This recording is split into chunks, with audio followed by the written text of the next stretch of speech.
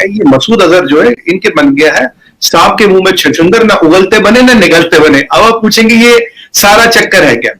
देखिए, जिस दिन बालाकोट की एयर स्ट्राइक हुई, ये और उसका भाई बालाकोट में था, ठीक है। इनका 100% ये मारा गया उस दिन, क्योंकि बालाकोट के बाद रोहित भाई ये आदमी कहीं दिखा नहीं करे। Pharmacy of the world India. आज अगर एड्स कंट्रोल में है दुनिया में, पूरे अफ्रीका में, पूरे साउथ अमेरिका में, इंडियन मेडिसिन के कारण है। आज हम 150 कंट्री को मेडिसिन एक्सपोर्ट करते हैं। वह कुछ खास किस्म वह कौवे थे, आपने तो आपके कौवे मारे। मैंने कहा बहुत खास नस्ल के होंगे सर। अरे इतने खास नस्ल के कौवे होंगे कि हमें जगुआर उड़ाने पड़ने, इतना भेजना पड़ा कौवे मारने के लिए यार।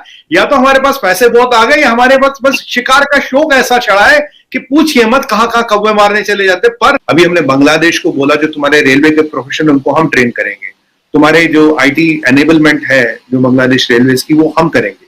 दुनिया के लैंडस्केप पे अगर इकोनॉमी की जब हम बात करते हैं तो उसमें इंडिया किस तरीके से आगे बढ़ रहा है, कि जो एक ये बात कही जाती है कि हो सकता है कि मुस्तकबिल करीब में जिन सुपर पावर्स के बारे में बात की जाती है कि ये कंट्रीज जो हैं ये दुनिया पे हुक्मरानी करेंगे, उसमें भारत बहुत आगे नजर आए। तो आप दवाई की बात करें, आप सोलर की बात करें, आप मैन पावर की बात करें, आप इंफ्रास्ट्रक्चर की बात करें, आप आईटी की बात करें, आज एक और चीज हम दुनिया को दे रहे हैं, वो है कि आज हमारे पास इतना वीट रखा है कि WTO के लफड़े वफड़े ये हटा दे, we can feed the whole world. इतना वीट हमारे गोदामों में आज के दिन में रखा है। अब इंडिया के हवाले से जो नाम लिए जा रहे हैं उसमें एक नाम अडानी का लिया जा रहा है। अब कुछ दिन पहले हमने आपको ये खबर दी थी कि गौतम अडानी के बारे में कहा जा रहा है कि वो एक अब दुनिया की चंद, यानी उन्होंने बीट किया है और one of the richest person of this earth उनका शुमार हो गया उसके अंदर। पोटेंशियल जीवा साहब इतना है कि दुनिया यहाँ आएगी। आप देखिएगा 5-6 साल में when we will beat Germany and Japan, Germany and Japan as the third biggest economy, then the world will open up because China is not an option। देखिए, American markets already saturated है। भारत के हवाले से उन्होंने लिखा है कि GDP जो बढ़ा है 13.8% in the second quarter of this year, as जो पैंडेमिक है वो कंट्रोल जब कर लिया गया और जो मैन्युफैक्चरिंग है उसकी सर्विसेज इतने बूम पर आएंगे, उसके बाद फिर जीडीपी जो है वो इंडिया का बढ़ता चला।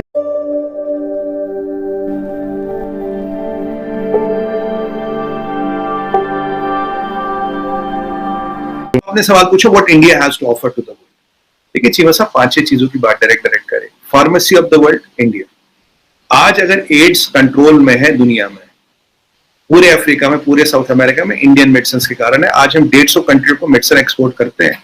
और जो अफ्रीका में जो गरीब आदमी है, जो साउथ अमेरिकन कंट्रीज में आया, वो फाइजर या स्नोफी की दवाई नहीं खाता, वो हमारी दवाई खाता है। आज हमने एड्स को कंट्रोल किया। 5 बिलियन वैक्सीन हम बना के दे रहे हैं। तो पॉइंट में हमने बोला है ना, काम चल रहा है उस पर। 200 करोड़ को लोगों को से ज्यादा तो हम ऑलरेडी वैक्सीन लगा चुके हैं। अभी देखिए, सबसे ज्यादा इंजीनियर डॉक्टर हम दे रहे हैं, सबसे ज्यादा आईटी हम दे रहे हैं।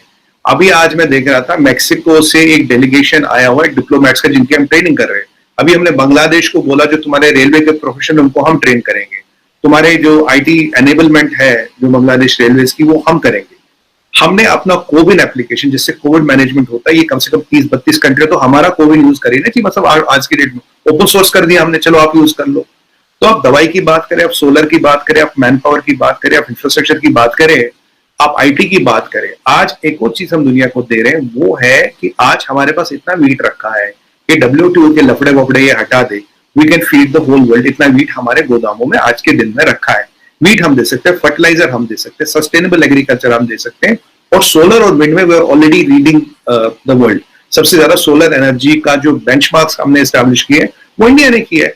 तो अगर इन 5-6 चीजों को मिला के देखा जाए, and one more thing which is worth mentioning, we are 18% of the total humanity. We're the 5th biggest economy by GDP now, and 3rd by PPP, and highest contributor of in UN security forces, और 3rd highest foreign exchange reserve है sir. And we are the only country जिसमें recession नहीं आएगा। अब भी last quarter हमने 13.5% किया था, जब चाइना 0.1% किया, 1% के आसपास था।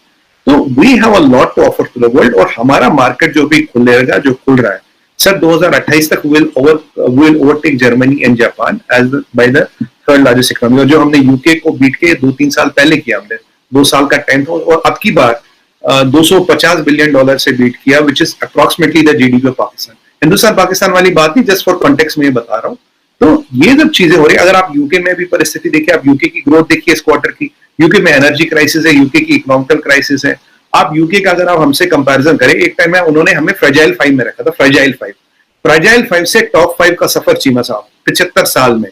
और ये हमने आपको लास्ट टाइम बताया था वो कितना माल यहां से लेके थे, उसकी बात नहीं है। अभी देखिए, एक बार जब बंगाल फेमिन हुआ था, या मैं आपको बता दूं रिकॉर्ड, तो ये जो चर्चिल था, Churchill orchestrated Bengal famine, Churchill के कारण यहाँ 30 लाख लोग मरे थे बंगाल में। आपको जब तक सप्लाई डाइवर्ट की थी अपने सिपाहियों को जो लड़ रहे थे। जब ऑस्ट्रेलिया से सप्लाईज आनी थी तो चर्चिल का ये कहना था कि भाई बोला कि तुमने ये सप्लाईज इंडिया क्यों नहीं आनी, तुमने इनको भी डाइवर्ट क्यों किया? कहता इंडियंस ब्रीड लाइक रैबिट्स, तो इस छोटी सी सप्लाई से इनका क्या होता? ठीक है, वो चर्चिल कह रहा था कि भाई we are the progenies of Darwin, और हमारे कारण ऑस्ट्रेलिया और इंडियन को, because we will give them liberation, we will give them civilisation, ये चर्चिल का कहना था। और मैंने आपको लास्ट टाइम बताया था कितना वो यहां से माल ताल लेके थे। आज उसी यूके में 75 साल में they had predicted will fail, they had predicted will fail, fragile 5 में छोड़ गए थे। हमारी लाइफ एक्सपेक्टेंसी को 42 साल थी हमारी लाइफ एक्सपेक्टेंसी, आज 70 है। हमारी लिटरेसी करीब 20 के आसपास थी, आज हम 75 पे ले आए, राइट। तो अगर आप देखिए हमने क्या किया 5 साल में, अगर आज देखिए economically, politically, navy, army, military, air force, political stature, foreign exchange reserve, where is UK even competing with us? They are not competing us with anywhere. और ये तो हमारा हाल है जब हमें बिल्कुल चूस के निचोड़ के छोड़ गए थे। पोटेंशियल जीवा साहब इतना है कि दुनिया यहाँ आएगी, आप देखिएगा 5-6 साल में when we will beat Germany and Japan as the third biggest economy, then the world will open up because China is not an option. देखिए अमेरिकन मार्केट्स ऑलरेडी सैचुरेटेड है, इंटरेस्ट रेट उन्होंने 1% बढ़ा है। अमेरिका में बहुत ज्यादा potential नहीं है। अगर आपको कोई बहुत ज्यादा वाइबल बिजनेस करना है, you have to come to India. आज दुनिया में कौन सा ऐसा सीईओ, कौन सा ऐसा एमडी है जिसके रोड मैप में इंडिया? अब बात ये है कि ये सैलाब से 40 अरब डॉलर का नुकसान होता है, और इस 40 अरब डॉलर में जो कल में एक साहब हमारे जो कि बहुत उन्होंने काम किया, मैं नाम नहीं लेना चाहता उनका, उनकी नेकी, यानी वो जो सिचुएशन बता रहे हैं वहाँ पे पानी उतरने के बाद, वहाँ पे जो उन्होंने बातें बताई मैं सारी टीवी पे बता भी नहीं सकता कि उसके बाद कितने बेबस हैं लोग। उन्होंने एक बात कोट की कि उन्होंने कहा कि यार वो बच्चे बेच रहे हैं वो अपने बच्चे बेच रहे हैं, और वो कहते हैं यार ये हमें कुछ दे दो। उनका यार हमारे पास तो ये खाने पीने की चीज़ें हैं, उनका कुछ पैसे दे दे हमें, हमारे मकान गिर गए हैं, ठीक है। तो अब मैं किसको रिस्पॉन्सिबल कहूँ? पाकिस्तान की 40% ज़रूरी ज़मीन बर्बाद हो गई है, 70% आपकी फसलें तबाह बर्बाद हो गई हैं, 70% चावल आपका चला गया। चावल से मुराद पता है क्या है? डॉलर। आपको पता है कॉटन की फसल से क्या मुराद है? जब कॉटन की फसल जाती है डॉलर, क्योंकि आप कपास में डील करते हैं, उसमें जाते हैं। तो मेरा सवाल ये, तो जब ये तबाही आई है तो सब तबाही तो कौन है? काजी साहब, ये अभी सैलाब की तबाही तो हमने भेज ही नहीं की। आपने तो अभी तो बड़ी इब्तदाई बात की है, ये तो बड़ी दूर तक जाएगी।